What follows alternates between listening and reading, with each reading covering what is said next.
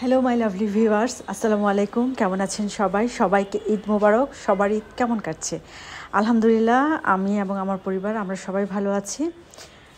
চাঁদ রাত মানেই রান্নাবান্না এবং নানান আয়োজন, সেটা রোজার ঈদ হোক আর কোরবানির ঈদ হোক। আজকে চাঁদ রাত, তো চাঁদ রাতে আমি আজকে ফার্স্টে রান্না করলাম পায়েস, দেন হচ্ছে কুনাফা বানাবো।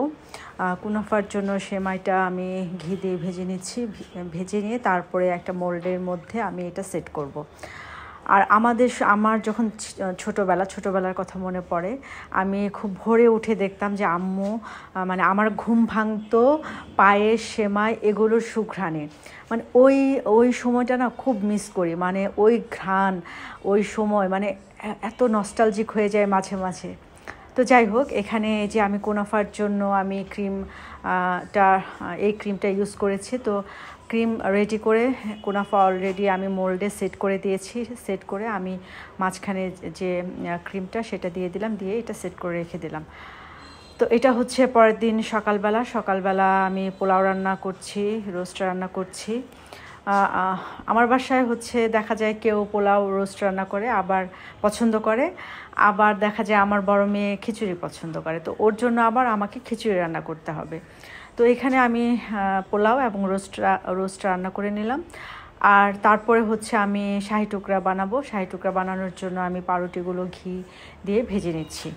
আর কোরবানি ঈদে আমাদের মেয়েদের পরিশ্রমটা একটু বেশি হয়। নর্মালি সাধারণত দেখা যায় যে মাংস কাটাকুটি সেগুলো সবাইকে দেয়া, আত্মীয় স্বজনকে দেওয়া, পাড়ার প্রতিবেশী, তারপরে আরও যারা আসে তাদেরকে দেয়া, এবং সব কিছু গুছিয়ে আবার ফ্রিজে রাখা, দেন রান্নাবান্না, মানে সব কিছু মিলে এত পরিশ্রম হয়।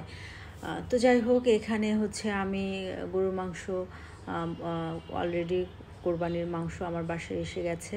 তো ফার্স্টে আমি কিছু মাংস বসিয়ে দিলাম, এখনও হাড় আসেনি। তো হাড় যখন আসবে তখন হচ্ছে সব মিলিয়ে আমি ভাগ করে সব আলাদা ভাগ করে নিব। আর এখানে হচ্ছে আমি যে ডেজার্টগুলো বানিয়েছি সেগুলো আমি সব কিছু টেবিলে সাজিয়ে রাখলাম। তো কুনাফা আমি 2 রকম বানিয়েছি, একটা একটু মিষ্টি দিয়েছি আর একটা একেবারে লাইট মিষ্টি দিয়েছি। আর এবার ডেজার্ট বেশি করব না, আগেই বলেছিলাম। তো লাচ্ছা সেমাই করেছি, কুনাফা 2 ধরনের কুনাফা করেছি, পায়েস করেছি আর করেছি শাহি টুকরা। আর ঝাল আইটেমের মধ্যে করেছি রোস্ট, পোলাও আর খিচুড়ি। আমার খিচুড়ি অলরেডি হয়ে গেছে এবং মাংস রান্নাটাও হয়ে গেছে।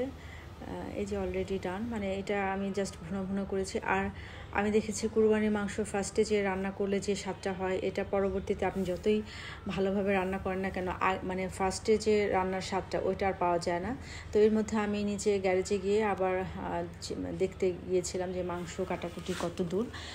তো তারপরে উপরে এসে আবার শাহি টুকরাটা সেট করে নিলাম। সেট করে এখন আমার ক্ষুধা লেগে গেছে, আমি একটু খেয়ে নেব। মেয়েরা ঘুমাচ্ছে, মেয়েরা একটু পরে উঠবে।